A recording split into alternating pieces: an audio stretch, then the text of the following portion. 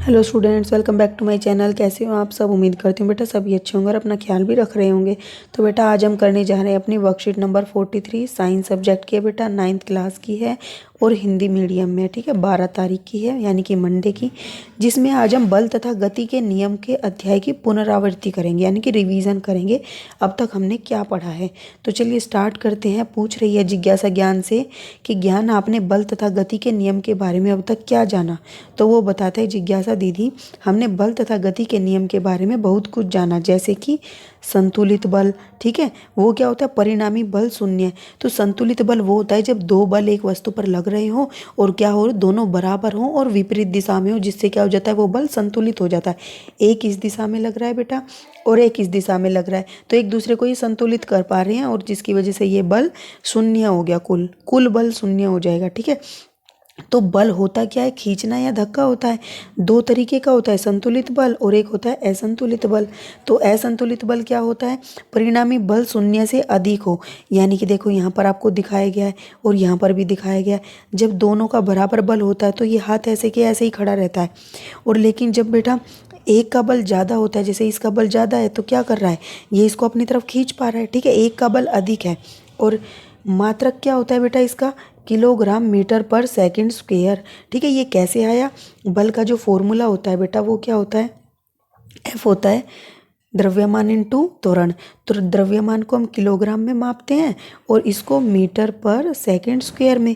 तो यहाँ से आपका ये न्यूटन का, इसको न्यूटन भी बोल देते हैं या फिर ये आप लिख सकते हो मात्रक। अब 1 न्यूटन क्या होता है बेटा? जब कोई बल 1 किलोग्राम द्रव्यमान वाली किसी वस्तु से 1 मीटर पर सेकंड स्क्वायर का त्वरण उत्पन्न करता है, ठीक है। यानी कि कोई वस्तु है, उसके अंदर वो बल कितना 1 मीटर पर सेकंड का त्वरण उत्पन्न करता है। उसमें गति जो आती है, उस गति के कारण जो वेग बनता है और वेग से वो त्वरण जो आता है वो इतने का होगा, तो हमें क्या मिलेगा? 1 न्यूटन बल मिलेगा। मतलब 1 न्यूटन के बराबर होगा वो बल, ठीक है। तो ये दो प्रकार के बल थे। गति के लिए असंतुलित बल आवश्यक होता है बेटा, ठीक है, नहीं तो वस्तु ऐसे के ऐसे रुकी रहती है। और जब गति में चाहिए तो असंतुलित बल चाहिए। ये इसका मात्रक है। 1 न्यूटन किसके बराबर होता है वो हमने पढ़ लिया। अब बल तथा गति के हमने कुछ नियम पढ़े थे बेटा, तो वो कौन कौन से थे? पहला नियम था गति का बेटा, ये न्यूटन के गति के नियम भी बोले जाते हैं, ठीक है। तो गति का पहला नियम था, प्रत्येक वस्तु अपनी स्थिर अवस्था या सरल रेखा में एक समान गति की अवस्था में बनी रहती है जब तक कि उस पर कोई भारी बल कार्यरत न हो। यानी कि जब तक उस पर कोई भारी बल नहीं लगेगा तो वो उसी अवस्था में रहेगी, ठीक है। मतलब चेंज नहीं होना चाहेगी, वो अपनी मतलब गति को रोकेगी। कोई वस्तु चल रही है तो वो रुकना नहीं चाहेगी और रुक रही है तो वो चलना नहीं चाहेगी, ठीक है। इसी को जड़त्व का नियम भी बोला जाता है। अब ये जड़त्व क्या होता है बेटा? तो जड़त्व होता है अवस्था में परिवर्तन का विरोध करने का गुण। तो देखो बेटा, ये इस तरीके से बैठा है, जैसे ही गाड़ी चलती है तो आगे से आगे की तरफ झटका लगता है। क्यों? क्योंकि ये तो क्या होता है बेटा, मतलब गाड़ी चल रही होती है और जैसे ही गाड़ी रुकती है तो इनको आगे की तरफ धक्का लगता है, ठीक है। क्यों? क्योंकि ये तो आगे चलना चाहता है लेकिन गाड़ी रुक गई, तो गाड़ी तो रुक गई और ये आगे चले जा रहा है कुछ क्षण भर के लिए, ठीक है। अब बेटा गति का दूसरा नियम क्या कहता है? किसी वेग के संवेग में परिवर्तन की दर उस पर लगने वाले असंतुलित बल की दिशा में बल के समानुपातिक होती है, ठीक है। किसी वस्तु पर बल लगता है, बल लगने से उसमें गति आती है, गति आने से बेटा उसमें कुछ कार्य करने की क्षमता आती है, जिसको कार्य करने की क्षमता को क्या बोला जाता है? संवेग बोला जाता है, ठीक है। उस संवेग में जो परिवर्तन आता है उसको, मतलब वो क्या होता है बेटा? उस बल के समानुपातिक होता है, ठीक है। किसी वस्तु पर बल लगा, उस बल लगने की वजह से जो उस संवेग में परिवर्तन आया, उस संवेग के परिवर्तन को अगर हम टाइम से डिवाइड कर देंगे संवेग को, तो ये किसके बराबर होगा बेटा? बल के। ये हमने गति के दूसरे नियम में पढ़ा था, ठीक है। तो ये देखो संवेग को p से डिनोट करते हैं और ये किसके बराबर होता है? द्रव्यमान इंटू वेग के बराबर होता है। मात्रक इसका ऐसे ही निकाल लेंगे, द्रव्यमान किलोग्राम होता है और वेग किसके बराबर होता है? मीटर पर सेकेंड। तो ये हमारा मात्रक आ गया, ठीक है। और जो F होता है बेटा वो किसके बराबर होता है? बल। बल किसके बराबर होता है बेटा? द्रव्यमान इंटू त्वरण के बराबर होता है, ठीक है। तो ये दूसरे गति के दूसरे नियम से हमें बल तथा संवेग के बारे में पता चला था, जो आपको यहाँ डायग्राम में भी दिखाए गए हैं कि देखो इस पर ये फोर्स लगा रहा है, ठीक है, फोर्स लगा रहा है एक बड़े पर और एक छोटी वस्तु पर, तो उसमें कितना बल लग पाएगा। ठीक है, और यहाँ पर संवेग का दिखाया गया है बेटा। संवेग में क्या होता है, कोई बॉल पकड़ता है वो तो धीरे धीरे हाथ को नीचे कर लेता है, तो वो टाइम को बढ़ाता है, जिससे क्या हो, उसका जो कार्य करने की क्षमता है वो कम हो सके, नहीं तो वो कार्य करेगा उसके हाथ पर चोट लग जाएगी।